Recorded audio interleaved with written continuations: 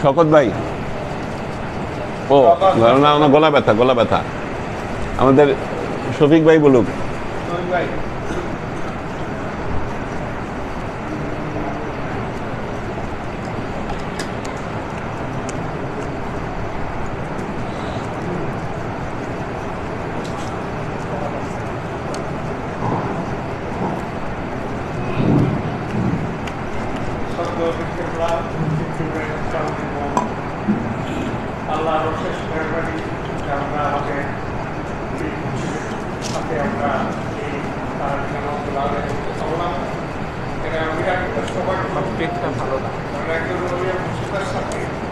দিয়ে দিব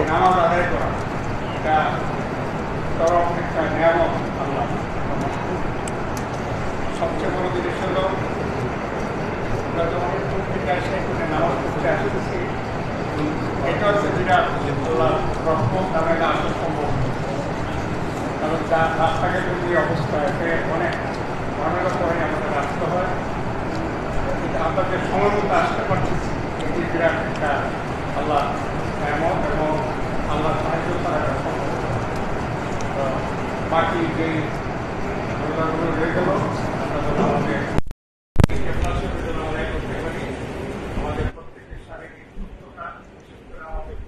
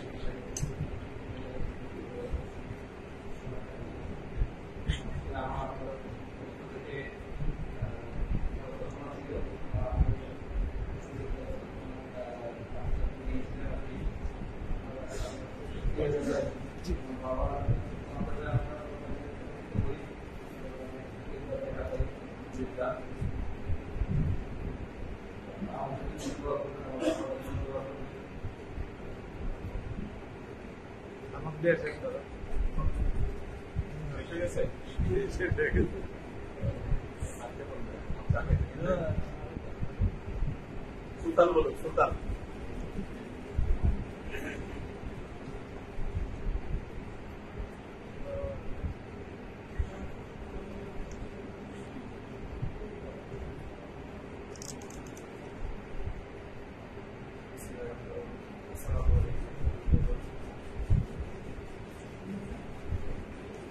শামসুল আলম ভাই প্রায় বক্তব্য দিত না।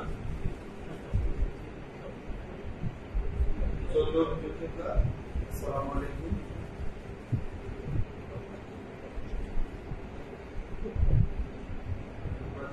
রমজানের, বিশেষ করে আমার যে রমজানে এখানে আসার কষ্টের মধ্যে আসতে হয়, তারপরেও আল্লাহ তাআলা যে আপনাদের কাছে দোয়া চাই, বিশেষ করে তো রমজানের রেগুলার আমাদের দিয়ে প্রত্যেকটা তারাবি স্বাধীনভাবে আদায় করতে পারি, সেজন্য দোয়া করছি। কালকে তোমাদের দাওয়াতটা দিল, কালকে আমি আমার বাবার পক্ষ থেকে চাচার পক্ষ থেকে নাইট আছে আমাদের সাথে, তারপরে বিপি আছে, আর আমাদের আমাদের সাথে আরেকজন আছে যেটা প্রবাসী থাকে, ওয়াসিম ভাই, আর আমাদের সাথে আরেকজন আছে সাহারা। তো তাদের পক্ষ থেকে আমি আগামীকালকে ইফতার, আমাদের রাতের আমাদের ভাই বোনদের ইফতার এবং রাতের খাবার এই তিনটেই আমরা ইনশাআল্লাহ কাছে দোয়া চাচ্ছি যাতে আমরা সুষ্ঠুভাবে আদায় করতে পারি। আমাদের যদি দোয়া করেন আপনারা সুষ্ঠুভাবে এটা আদায় করে দিন।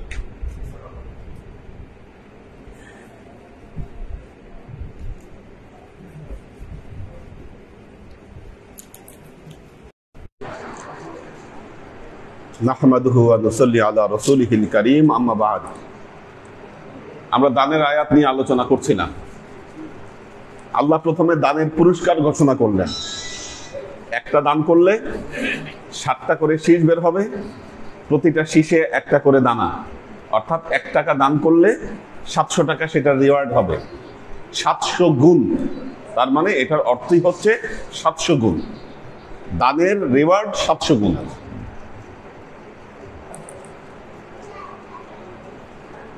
পরের আয়াতে গিয়ে আল্লাহ আবার আরেকটা কোয়ালিটি বর্ণনা করলেন।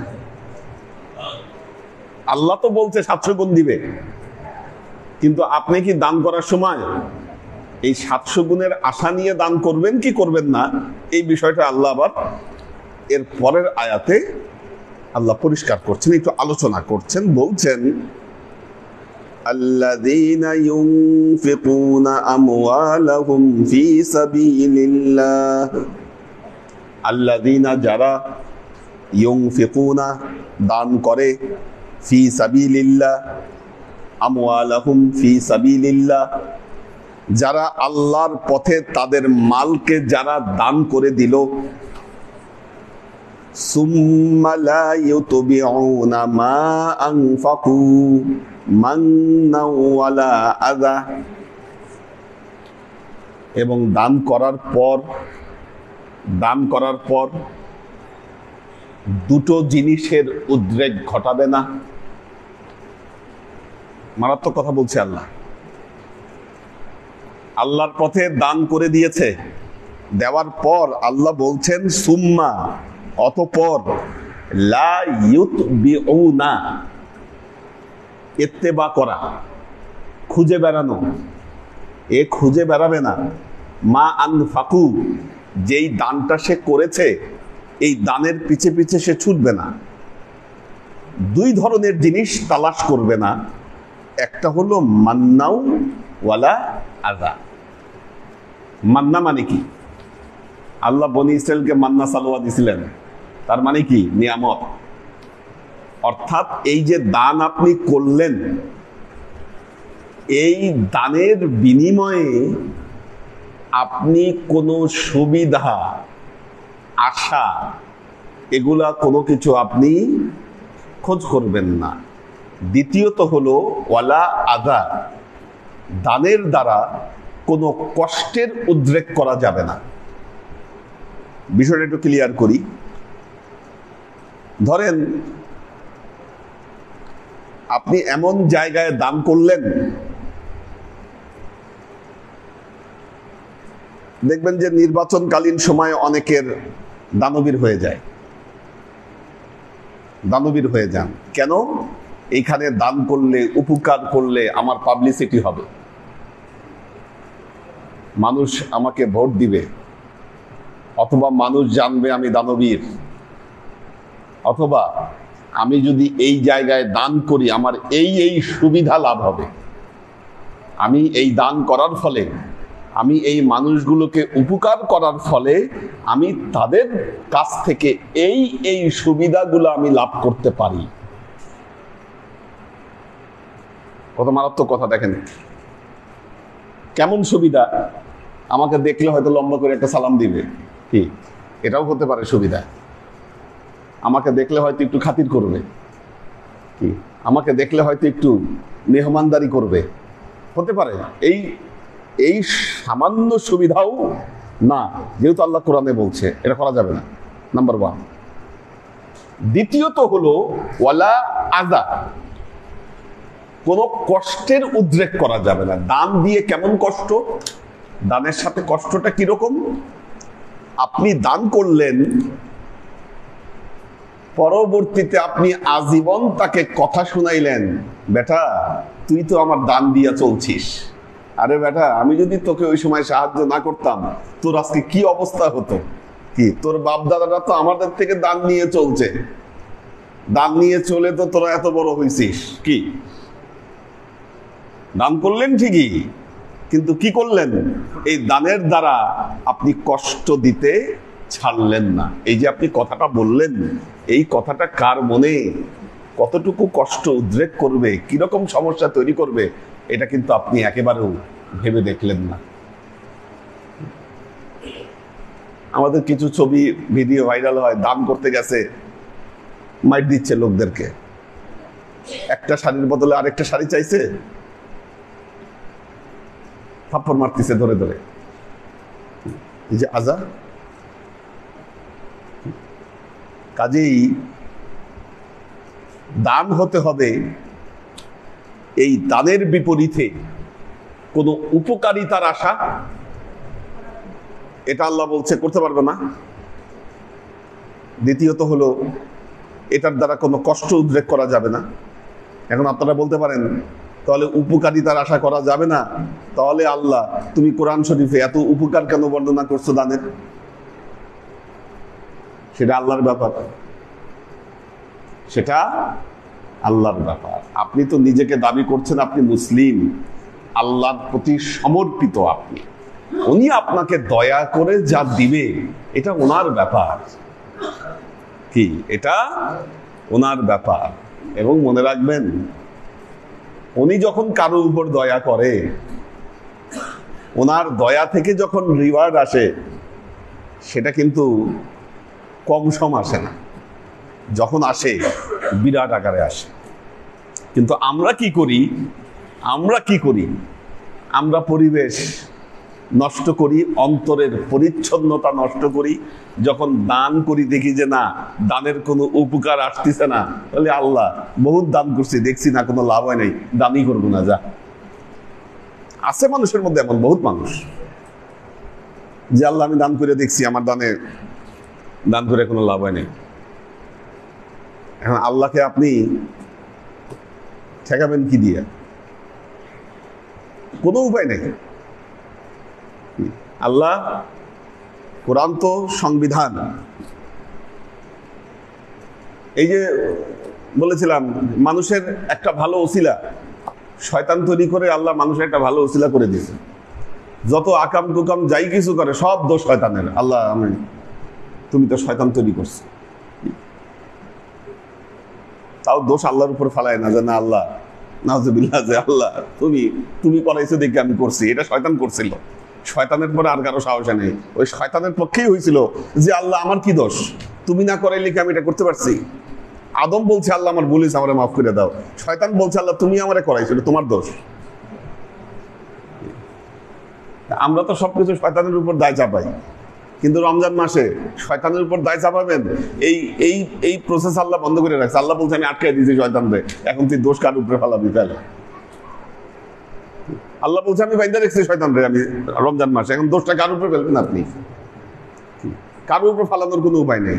আল্লাহ সবকিছু সাফ কোরআনে আল্লাহ পথ বন্ধ করে দিয়েছে। প্রথমে বলছে যে দানের এই উপকারিতা, দ্বিতীয় আয়াতে গিয়েই বলতেছে যারা দান করলো আর দান করার পর কোনো উপকার আশা করলো না, দ্বিতীয়ত কাউকে কোনো কষ্ট দিল না, আমি আল্লাহ বলছি লাহুম আজরুহুম ইনদা রাব্বিহিম, তারা তাদের এই প্রতিদান। এখন একটা জিনিস খেয়াল করে দেখেন, গুরুত্বপূর্ণ বিষয়। তার মানে বোঝা গেল দান করছেন সৃষ্টি জগতের জন্য, সৃষ্টির জন্যই তো দান। আপনার দানটা আপনি মানুষের মাঝে বিলিয়ে দিয়েছেন, কিন্তু এর কোনো রিওয়ার্ড মানুষের কাছ থেকে আশা করা যাবে না। আল্লাহ বলছে রিওয়ার্ড কোথায়? রিওয়ার্ডটা কোথায়? ফালাহুম আজরুহুম লাহুম আজরুহুম ইনদা রাব্বিহিম, সে তার এই দানের পরিপূর্ণ রিওয়ার্ড আল্লাহর কাছ থেকে সে নেবে। আল্লাহ তাকে রিওয়ার্ড দিবে, তার বোঝাপড়া হবে আল্লাহর সাথে। আল্লাহ আবার বলে দিলেন যে এই হালতে আসবে, আমি আল্লাহ বলে দিচ্ছি, লা খাউফুন আলাইহিম ওয়ালা হুম ইয়াহজানুন, তাদের জন্য কোনো ভয়ও নাই, তাদের জন্য কোনো চিন্তাও নাই। মানে সার্টিফিকেট আল্লাহ দিয়ে দিচ্ছে। আমরা দান করি, কিন্তু আমাদের দানগুলোর এই কোয়ালিটিগুলো না থাকার কারণে আমাদের দানগুলো কাজে আসে না, নষ্ট হয়ে যায় আমাদের দান।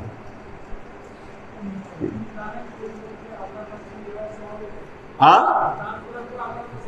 রিওয়ার্ড তো আল্লাহর কাছেই চাইতে বলছে। দুনিয়ার কোনো কিছু থেকে আপনি রিওয়ার্ড চাইতে পারবেন না। একখানে দান করলে আপনার সুনাম হবে, নাম হবে, সেই জন্য আপনি দান করবেন। কি দান করলে মানুষ আপনাকে প্রেইজ করবে, এই জন্য আপনি দান করবেন। কি আবার দান করে আপনি আজীবন কথা শোনাবেন, এই জন্য আপনি দান করবেন। আমরা করি এগুলো, আমরা করি এই কাজগুলো। জীবনে কত আত্মীয় স্বজনকে দান করছেন, তারপর আবার কথাও বলছেন যে বেটা আমি দান না করলে না খায় থাকতে হইতো। এরে বলেছেন আপনি। এভাবে আমরা আমাদের দানগুলোকে নষ্ট করেছি। আল্লাহ আমাদেরকে তৌফিক দান করুন।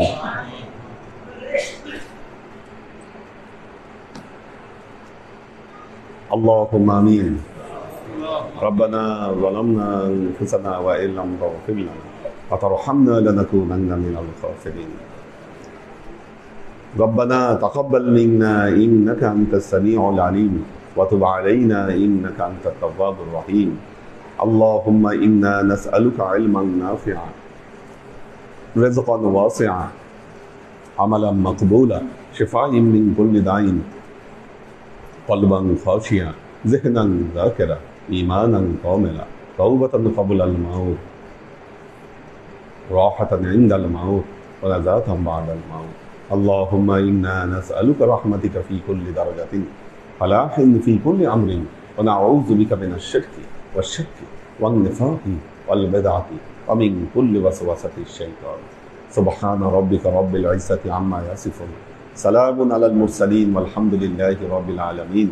واجعل آخر كلمتنا عند الموت لا إله إلا الله محمد رسول الله.